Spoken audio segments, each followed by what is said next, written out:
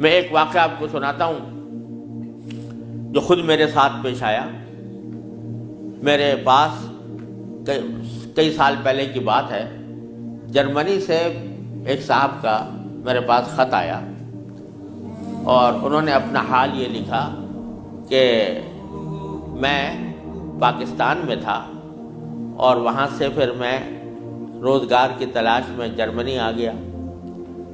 جرمنی جب آیا تھا تو اس وقت دین کا کوئی احساس میرے دل میں نہیں تھا، دین کی کوئی فکر میرے دل میں نہیں تھی. میں صرف دنیا کمانے کے لیے یہاں پر آ گیا تھا، تو نہ اپنے دین کی کچھ خبر تھی، نہ معلومات تھی، نہ اس پر عمل تھا. لیکن یہاں پر رہتے رہتے میں نے ایک کرسچن لڑکی سے میرے تعلقات ہو گئے اور پھر میں نے اس سے شادی کر لی. شادی کے بعد بھی کوئی دین کی طرف رغبت پیدا نہیں ہوئی، کوئی احساس پیدا نہیں ہوا. لیکن جب اولاد ہو گئی اور اولاد ذرا نشو و نما پانے لگی، ذرا سی وہ سمجھدار ہونے لگی، تو اس وقت میں نے دیکھا کہ میری کرسچن بیوی وہ اولاد کو کرسچینٹی پڑھا رہی ہے اور کرسچینٹی کی تعلیم دے رہی ہے. تو اس وقت میرے دل کا اندر کا سویا ہوا مسلمان جاگا کہ یہ میری اولاد ہے اور یہ کرسچن بننے جا رہی ہے، میری بیوی اس کو کرسچینٹی پڑھا رہی ہے. تو میں نے اپنی بیوی سے کہا کہ تم اس کو یہ کرسچینٹی مت پڑھاؤ. بیوی نے کہا میں کیوں نہ پڑھاؤں، یہ میری بھی اولاد ہے اور میں اس کو حق سمجھتی ہوں، تو اپنی اولاد کو بھی ویسے ہی بنانا چاہتی ہوں. میں نے کہا نہیں، کرسچینٹی حق نہیں ہے، اسلام برحق ہے. تو اس نے کہا مجھے ثابت کرو کہ کیوں برحق ہے اسلام اور کرسچینٹی میں کیا خرابی ہے. تو اب میرے پاس علم تو تھا نہیں، مجھے اپنے دین کا بھی پتہ نہیں تھا، کرسچینٹی کا بھی پتہ نہیں تھا. لہذا جب وہ بات کرتی تو میں اس کا جواب دینے کے لیے کی پوزیشن میں نہیں تھا، اس کے سوالات کا جواب نہیں دے سکتا تھا، اس کے اعتراضات کا جواب نہیں دے سکتا تھا. تو میں اس مشکل میں ہوں کہ میری اولاد وہ میری بیوی کی تعلیم و تربیت کے نتیجے میں کرسچن بننے جا رہی ہے اور میرے دل پر آرے چل رہے ہیں، میں کچھ کر نہیں سکتا. تو آپ مجھے کوئی طریقہ بتائیے. یہ خط میرے پاس آیا تو میں نے اللہ تبارک و تعالیٰ سے دعا کی کہ اللہ کوئی ایسی تدبیر دل میں ڈال دیجیے کہ جس سے اس بیچارے مسلمان کی مشکل حل ہو. تو میں نے اس کو لکھا کہ ایک تو میری کتاب ہے واٹ از کرسچینٹی کے نام سے، جس میں کرسچینٹی کے بارے میں تفصیل ہے. تو وہ کتاب میں نے بھیجی اور ساتھ میں اس سے کہا کہ آپ اپنی بیوی سے بحث کرنا بند کر دیں، کیونکہ بحث کرنے سے کچھ فائدہ نہیں ہوگا. آپ کو خود معلومات نہیں ہے اور بحث کرنے سے ویسے بھی فائدہ نہیں ہوتا. جب بحث مباحثہ شروع ہوتا ہے تو ہر ایک آدمی چاہتا ہے دوسرے کو زیر کر دے، اس سے کوئی خاص فائدہ نہیں ہوتا. تو آپ بحث کرنا تو بند کر دیں، البتہ ان کو دو باتوں پر آمادہ کر لیں. ایک بات تو یہ کہ اس سے یہ کہیں کہ بھئی خدا کو تم بھی مانتی ہو اور میں بھی مانتا ہوں، اور یہ بھی مانتی ہو کہ خدا سے دعا کی جاتی ہے. تو آؤ ہم دونوں بیٹھ کر یہ دعا کریں، اکٹھے بیٹھ کر یہ دعا کریں کہ یا اللہ اگر اسلام برحق ہے تو ہمارا سینہ اسلام کے لیے کھول دیجئے، اس پر عمل کی توفیق عطا فرمائیے. اور اگر کرسچینٹی برحق ہے تو پھر کرسچینٹی کے اوپر ہمارا دل کو مطمئن کر دیجئے. دونوں مل کے یہ دعا کیا کریں. ایک تو اس بات پر اس کو آمادہ کریں، دوسرے اس بات پر آمادہ کریں میں کتاب بھیج رہا ہوں کہ وہ کتاب کا مطالعہ کر لیں. میں نے یہ لکھ تو دیا، اللہ تعالیٰ سے دعا بھی کی کہ اللہ میں نے لکھ تو دیا ہے، اس کو مؤثر و مفید بنا دیجئے. کچھ عرصے کے بعد اس ساتھی کا خط آیا. اس نے لکھا کہ الحمدللہ میری بیوی نے آپ کی دونوں باتیں تو مان لی ہیں اور کہا کہ یہ دعا بھی کروں گی اور یہ کتاب بھی پڑھوں گی، لیکن ابھی کوئی فرق نہیں آیا، معاملہ جوں کا توں ہے. تو میں نے پھر ان کو خط لکھا کہ آپ گھبرائیں نہیں اور اس عمل کو جاری رکھیں، دعا کرتے رہیں، تو گھبرائیں نہیں. اس کے کچھ عرصے کے بعد ان کا خط آیا میرے پاس. اس میں انہوں نے لکھا کہ عجیب و غریب واقعہ ہو گیا. وہ یہ کہ میری بیوی وہ کسی جگہ کوئی ڈگری کورس کر رہی تھی، اس سلسلے میں یونیورسٹی گئی، اور یونیورسٹی سے واپس آتے ہوئے ہم دونوں واپس آ رہے تھے، وہ گاڑی ڈرائیو کر رہی تھی، میں اس کے برابر میں بیٹھا ہوا تھا، تو اچانک اس نے گاڑی ایک جگہ روک کر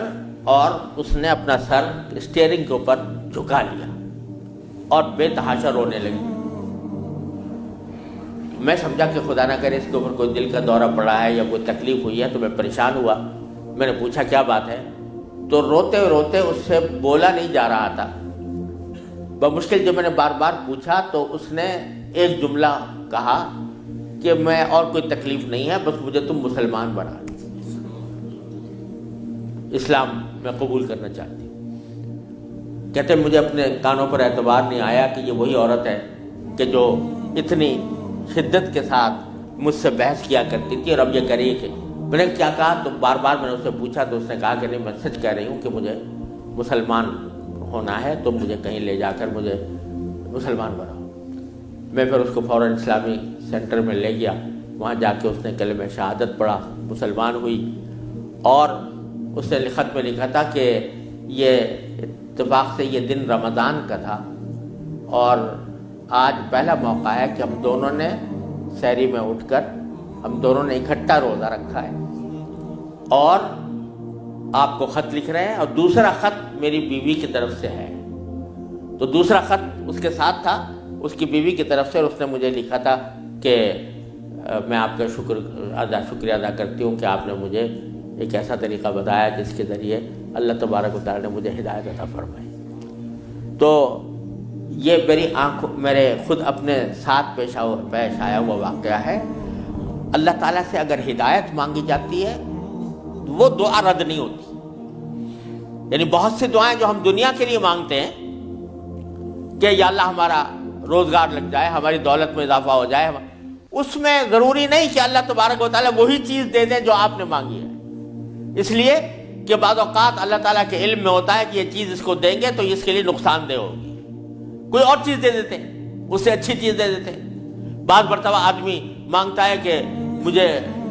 میری دولت میں اضافہ ہو جائے، لیکن اللہ تعالیٰ جانتے ہیں کہ اس کی دولت میں اضافہ ہوگا تو پتہ نہیں یہ کس وادی میں جا کے گرے گا، لہذا وہ نہیں دیتے اس کو، لیکن دعا کا ثواب اس کو دے دیتے ہیں۔ اسی طریقے سے بعض اوقات دنیا کے بارے میں اگر یہ ہو کہ بھئی اللہ میاں مجھے محسن فرض کرو کہ بیمار ہے تو شفا مل جائے، تو بیماری کے اندر بعض اوقات اللہ تعالیٰ جانتے ہیں کہ اس کا بیمار رہنا ہی اس کے حق میں زیادہ فائدہ مند ہے، تو وہ بعینی ہی وہ چیز نہیں دیتے لیکن اس سے اچھی چیز عطا فرما دیتے ہیں۔ یہ اللہ تبارک و تعالیٰ کی سنت ہے دنیاوی چیزوں کے بارے میں۔ لیکن اگر کوئی ہدایت مانگے سچے دل سے، یا اللہ مجھے ہدایت دے دے، یا اللہ مجھے سیدھے راستے پر چلنے کی توفیق دے دے، یا اللہ میری اولاد کو سیدھے راستے پر چلنے کی توفیق دے دے،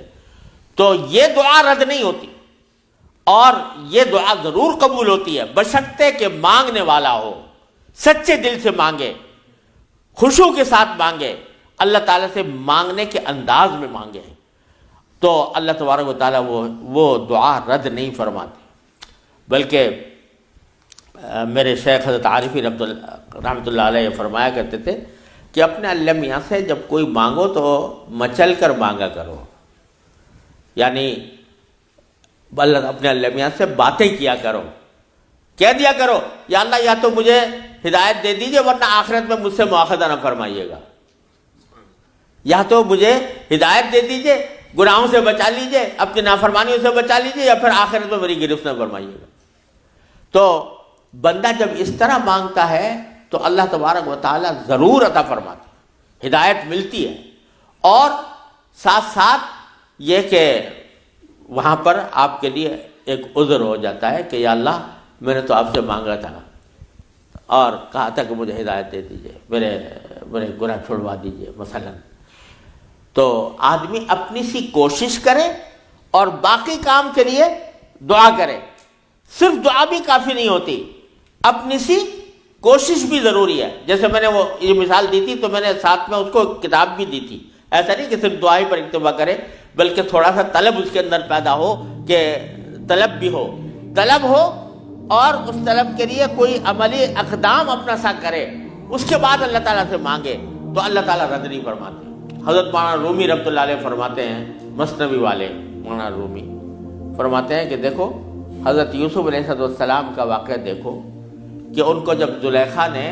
ورغلایا، گناہ کے اوپر آمادہ کرنے کی کوشش کی، تو قرآن کریم میں ہے کہ اس سے پہلے اس نے سارے دروازوں پر تالے ڈال دیے تھے، غلقت الابواب، سارے دروازوں پر تالے ڈال دیے تھے، اور پھر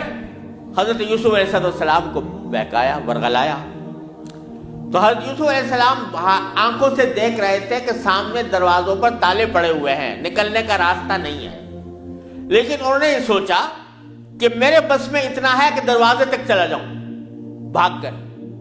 تو بھاگ گئے، دروازے تک پہنچ گئے، اور وہاں جا کے مانگا اللہ تعالیٰ سے کہ یا اللہ یہاں تک پہنچنا تو میرا کام تھا، آگے دروازے سے باہر نکالنا اور اس گناہ سے مجھے بچانا آپ کا کام ہے۔ تو نتیجہ یہ ہوا کہ دروازے کے تالے ٹوٹ گئے اور داخل۔ تو مولانا رومی فرماتے ہیں کہ گرچہ رکھنا نیست عالم را پدید، خیرہ یوسف وار می باید دوید، اگرچہ تمہیں اس دنیا کے اندر تمہیں کوئی راستہ نظر نہیں آ رہا، گناہوں سے بچنے کا، اللہ تبارک و تعالیٰ کی نافرمانی سے بچنے کا ماحول ایسا ہے، اس سے نکلنے کا راستہ نظر نہیں آیا، لیکن خیرہ یوسف وار می باید دوید، جس طرح یوسف علیہ السلام دروازے اپنے حد تک جتنا کر سکتے تھے اس کے لیے دروازے تک دوڑ گئے، اس طرح تم بھی دوڑ جاؤ اور پھر اللہ تبارک و تعالیٰ سے مانگو، تو اللہ تبارک و تعالیٰ انشاءاللہ رد نہیں فرمائیں گے۔ اس لیے میں عرض کرتا ہوں کہ اپنے معمولات میں، روزمرہ کے معمولات میں یہ بات شامل کریں کہ رات کو سونے سے پہلے اللہ تبارک و تعالیٰ کی بارگاہ میں اپنی بھی اور اپنی اولاد کی بھی، اپنے گھر والوں کی بھی ہدایت کی دعا فرمائیں۔ اللہ یا اللہ اپنے رحمت سے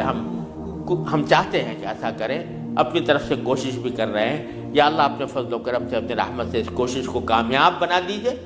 اور ہمارے دلوں کو پھیر دیجئے۔ قرآن کریم حضور اقدس صلی اللہ علیہ وسلم دعا تلقین فرمائی، یا مصرف القلوب صرف قلوبنا علی طاعتک، اے وہ ذات جو دلوں کو پھیرنے والی ہے، اے اللہ ہمارے دلوں کو اپنی طاعت کی طرف پھیر دیجئے، اپنی اطاعت کی طرف پھیر دیجئے۔ یہ دعا سرکار دو عالم صلی اللہ علیہ وسلم تلقین فرمائی۔ تو یہ دعا ہر روز بندہ مانگے اللہ تبارک و تعالیٰ سے، انشاءاللہ رد نہیں ہوگی، انشاءاللہ ضرور کامیابی ہوگی۔ اپنی طرف سے کوشش جاری رہے اور ساتھ ساتھ اللہ تعالیٰ سے مانگتے رہیں، انشاءاللہ یہ کوشش کبھی رائے گاہ نہیں جائے گی، اللہ تبارک و تعالیٰ اس کو ضرور قبول فرمائیں گے۔